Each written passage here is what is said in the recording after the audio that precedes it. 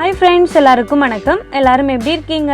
இன்னைக்கு நம்ம சேனல்ல என்ன பார்க்க போறோம்னா ரொம்பவே டேஸ்டான, ரொம்பவே காரசாரமான எக் சுக்கா ரெசிபி தான் இன்னைக்கு நம்ம எப்படி செய்யறதுன்னு பார்க்க போறோம். பார்க்கிறதுக்கு முன்னாடி என்னோட சேனலை யாரும் சப்ஸ்கிரைப் பண்ணாம இருந்தீங்கன்னா சப்ஸ்கிரைப் பண்ணி பெல் ஐகானை கிளிக் பண்ணி ஆல்ல கொடுத்துக்கோங்க. அப்பதான் நான் டெய்லியும் போற வீடியோஸ் உங்களுக்கு நோட்டிஃபிகேஷன்ல வரும். வீடியோ ஸ்கிப் பண்ணாம பாருங்க. அப்பதான் உங்களுக்கு புரியும். இப்போ வாங்க இத நம்ம எப்படி செய்யறதுன்னு பார்க்கலாம்.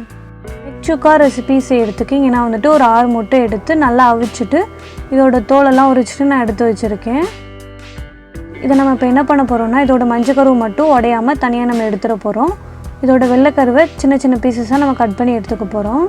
இங்கே பாருங்கள், இந்த மாதிரி நான் வெள்ளைக்கருவை வந்துட்டு கட் பண்ணி எடுத்து வச்சுருக்கேன்.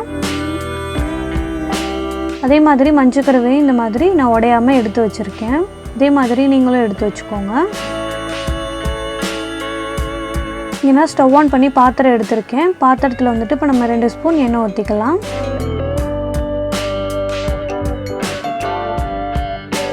எண்ணெய் நல்லா சூடாயிடுச்சு. இப்போ நம்ம பட்டை சேர்த்துக்கலாம். 1/4 டீஸ்பூன் சோம்பு சேர்த்துக்கலாம்.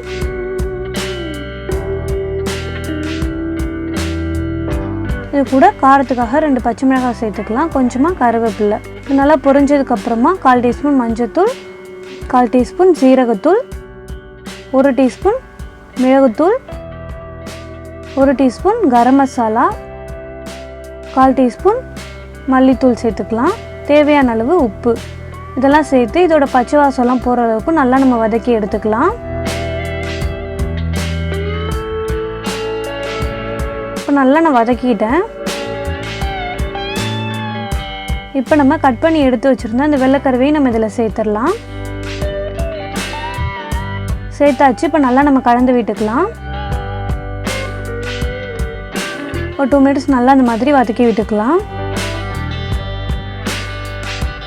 நல்லா அந்த மசாலாலாம் நல்லா இந்த முட்டையில் சாரணும்.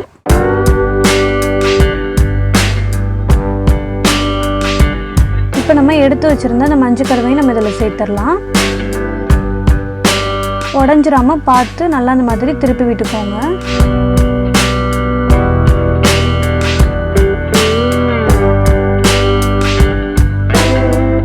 இதில் கொஞ்சமாக கொத்தமல்லி தழை தூவி விட்டுக்கலாம். அவ்வளோதாங்க, நம்மளுடைய ரொம்பவே டேஸ்டான காரசாரமான எக் சுக்கா வந்துட்டு ரெடி ஆகிடுச்சுங்க. ரொம்பவே சூப்பராக இருக்குங்க. காரமாக சாப்பிட்றவங்கலாம் இந்த மாதிரி செஞ்சு சாப்பிட்டிங்கன்னா ரொம்பவே டேஸ்ட்டாக இருக்கும்.